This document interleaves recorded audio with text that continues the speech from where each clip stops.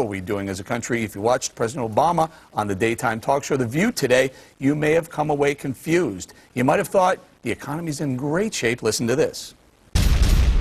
So the last 20 months has been a nonstop effort to restart the economy, to stabilize the financial system, to make sure that we're creating jobs again instead of losing them. What has been gratifying is the fact that the economy now is starting to stabilize and grow again. And what's been satisfying is just seeing how resilient the American people are.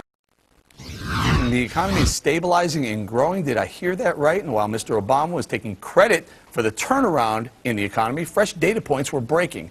On housing, RealtyTrek announced that 75% of metro areas in the U.S. had an increase in foreclosure filings during the first half of 2010 alone. Not good news at all. And on the all-important jobs front, while the president tried to explain all the jobs he, quote, saved, 457,000 Americans applied for unemployment benefits for the first time, and 14.6 million Americans remain out of work. So while the appearance on The View may have boosted the president's healthy ego, it did little to answer the question I asked at the top of the show. How are we doing? Let's bring in today's panel of superstars. Jen Groover, author of What If and Why Not, Fox News contributor Lise Wheel, and comedian Steven Crowder. And on remote, let's go to our guest strategist. In this corner on the right, we have Jack Burkman from D.C., and on the left, Detroit, from Detroit, our pal Nancy Skinner. Okay, Nancy, I'm going to start with you. Mr. Obama, on The View, he said everything seems to be working. What's working, Nance? Well, if you look at there's two things, Eric.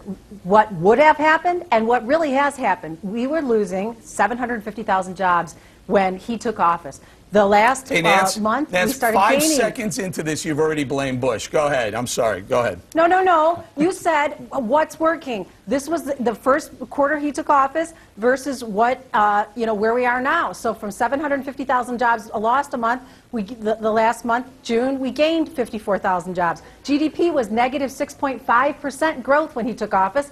Now it's 3% growth. And look at General Motors profits. When he took office, they lost $9.6 billion. This last first quarter, they made $860 million, their first profit in 3 years. Wow, that's amazing. That's all we had to do was give them about $20 billion, and they turned it into about 8 million. I don't know, 800 million, whatever number you threw on it. Nancy, the autos aren't working. I'm not giving you GM. There's no way. What about it, Jack? Is the economy working? Oh, God, I think GM's a welfare agency to distribute welfare checks in the state of Michigan. That's all I think it does with federal money. Nancy should go to the West Coast. Obama should, too, where I just came from. I think it's in a depression. They've got 15, 17% unemployment in some parts of California. Let me tell you what government intervention has done. It has made things worse. But we know this. We know this from history. And let's get real controversial here, Eric. Recessions are healthy. What the government needs to do is get out of the way and let the market work. Yes, people are unemployed.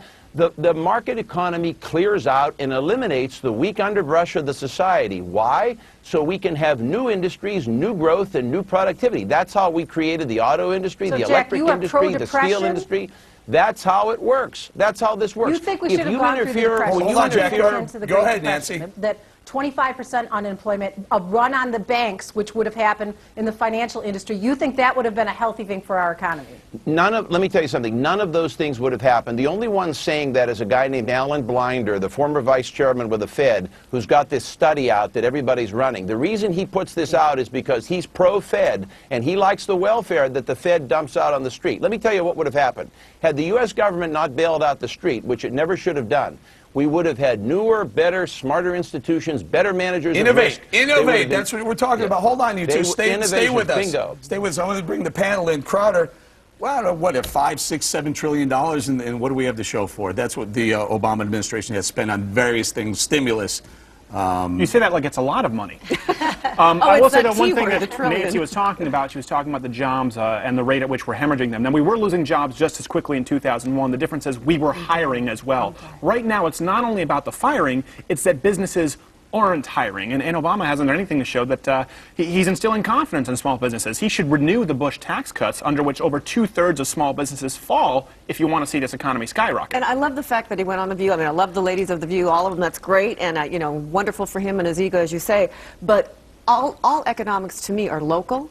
And I look around in my neighborhood and the people that I know, and they are worried. They're scared. They're scared about losing their jobs. They're scared about holding on to anything that they have. Let's bring it over to Jen Groover. What do you think? You're a small business entrepreneur. Are small businesses does it feel like the economy's turned around? Well, I think small business owners, entrepreneurs are survivors, and they're always constantly trying to innovate and figure out ways to get around all the blockades that are put in front of them. Now, this new potential tax law or bill that's being passed and not renewing could cause a lot of stress for small business owners that they're already enduring. The positive side is I do see a lot of small business owners turning to joint ventures, turning to strategic partnerships, really innovating how they're doing business and not having to rely on the banks as much. Skinner, what about it? Small businesses are a little nervous about the Bush tax cuts that Crowder references. They expire at the end of the year.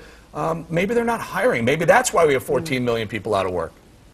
The Republicans, I can't believe you're saying this right now, Eric. They just blocked a vote on small business tax cuts today on the floor.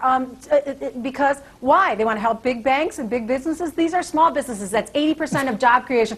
And there have already been 8 small business tax cuts that have been enacted, health care tax provisions. So are you trying to say Mr. Obama is pro-small business? Is that what you're trying to claim here? Absolutely. All right, no, here's the one thing is you try and set the narrative, and you guys always do this. Liberals always do this. They try and say Republicans are the party of big business. We're the party of small business. Now, I don't want a party of big. Let me just finish my point. Why did the Republicans block? We're not the party of big business or small business. How about the party of good business? If you run your business correctly on a sincere profit margin, you deserve to thrive, and the government shouldn't step in, whether you're big or small. And our small business when the government, see, one of the things the government did when you come in with the stimulus, what you do is you force resources to preserve the existence of businesses, small and large, that should go away. So what would have already been happening had the government stayed out is new small businesses would be forming because that is the natural path of the market. But we have blocked this process stupidly. We have blocked this process stupidly by allocating resources, forcing resources to be allocated to businesses run on credit cards that should have gone away. That's the problem. Hey, Nance, we have 14.6 million people out of work. We have foreclosures in 3/4 of the country. Realty Track told us that at midnight last night. 3/4 of the country showing increased foreclosures versus last year. It looks like the housing market's not working. The job market's not working. I'm just trying to figure out what's working. Look where we were and how far we've come. Nancy, you know Nancy, you're a good friend of the show. You're a good friend of mine, but you can't keep using that argument. Look where we were. How are we now? Yeah, why not? Why not? Because we're still not doing well now.